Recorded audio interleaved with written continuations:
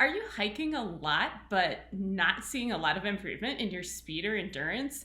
Are you convinced that you're just slow and that it's never going to change? You're destined to be slow.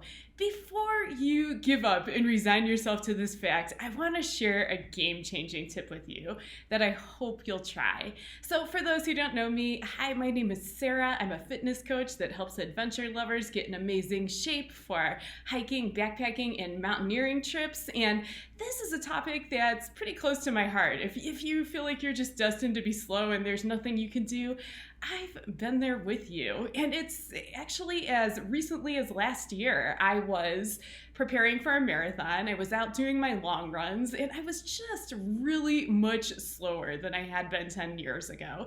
I was running 14-minute miles in my long runs. And this is not on trail. This is actually in the city on the sidewalk. So I felt like that was much slower than I wanted to be, but I didn't really know what to do to change it. And I was just having thoughts like maybe I'm getting old, maybe this is just the way it's going to be from now on.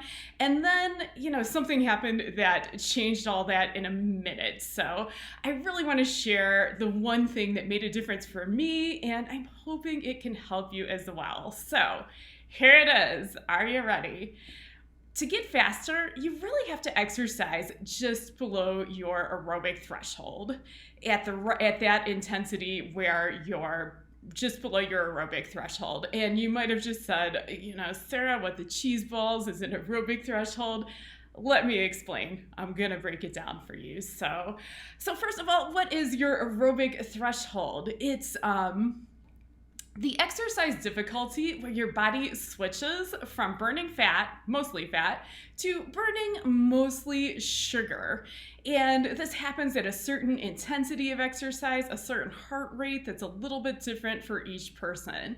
And the reason that this is important is because sugar, when you're burning it for fuel, creates acid in your blood. And that's what causes you to pant. You're actually trying to expel the acid in the form of carbon dioxide. So when you're burning sugar, your breathing will speed up and you'll start to exhale quickly and forcefully, trying to get all that bad acid out of there because that irritates your body, makes you fatigued. So the cool thing is, if you can exercise right just under at the intensity that's just right underneath that threshold where you start to burn sugar, that's the sweet spot. That's what actually over time will make you faster and have better endurance. So what exactly happens when you exercise here? Generally on long hikes, you want to stay right below that threshold. You don't want to make a lot of acid in your blood if you can help it. You want to keep burning fat. A lot of times it's a good idea to slow down if you start to pant because your endurance will be so much better when you are burning fat because your metabolism is not making byproducts that are bad for your body and fatigue you. So by exercising just under threshold, what's really cool that happens is you can actually raise that threshold. So if you think about it, when your threshold is higher, your aerobic threshold where you kick into burning sugar is higher, you can actually exercise harder and still burn fat and not burn sugar and not get into that kind of metabolism that wears you out. So that sounds like a great goal, right? And that's exactly what will improve your speed and improve your endurance. So your last question is probably, how do you do this? How do I find this sweet spot?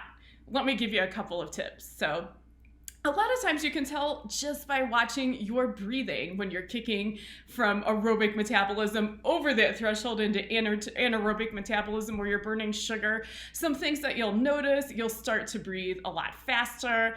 It will become possible still, but kind of uncomfortable to speak. It's really hard when you're in aerobic, when you're over your threshold to carry on a conversation if you're running with someone. If you're like, and then, oh my gosh, and this happened, like you're probably over the threshold and you probably want to slow down a little bit if your goal is to exercise right at aerobic threshold. Another thing you can do, especially if you're indoors and not in a place where it's really cold outside, try breathing through your nose. Breathing through your nose should be pretty easy. When you're below threshold, when you're at or above threshold, it starts to get uncomfortable, noisy. You might start snorting. So that's a good kind of a good test to see where you're at with whether you're under or over threshold.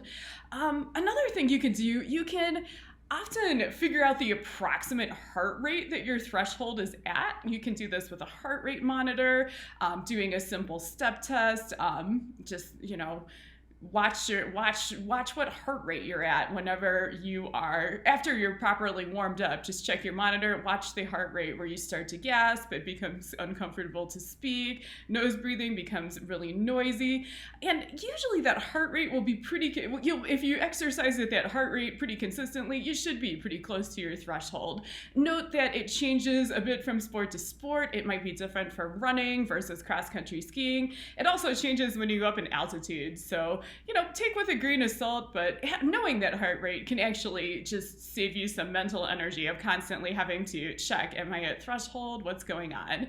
And the last thing you can do if you don't have a heart rate monitor is use the ratings of perceived exertion scale. So that's a 1 to 10 scale that with 0 being rest and 10 being the hardest effort you can possibly do.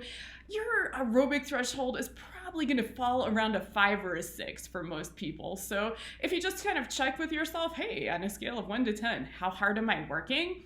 If it's a 5 or a 6, you're probably pretty close to aerobic threshold. And that's actually, science shows that people are pretty accurate at rating themselves. So that's another good trick you can do if you don't have a heart rate monitor, or if you're having a hard time figuring it out in any other way. So there you go. To get faster, to get better endurance, especially if you feel like you're kind of stuck and not making much progress, really try this thing where you work out just at or under your aerobic threshold and watch what happens. It's not a fast process. It generally takes a few weeks to notice a difference, but over time, your aerobic threshold should start to rise. You should be able to go faster while still feeling pretty comfortable and feeling like you can sustain that pace. So thanks for checking this out today. If this is something that you are working on, if you're training for a big adventure and you really want some more great tips, some structure to help you put your program together, I've got a freebie for you, and it's right up there. It's called the Training Plan Workbook, and it walks you through my simple 6-step process to plan your training season and write your training plan.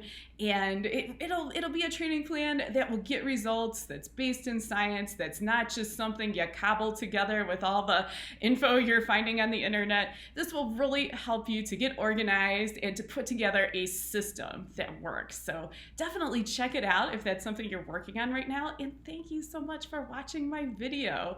It's been great hanging out with you today, and I'll see you back here soon. Take care.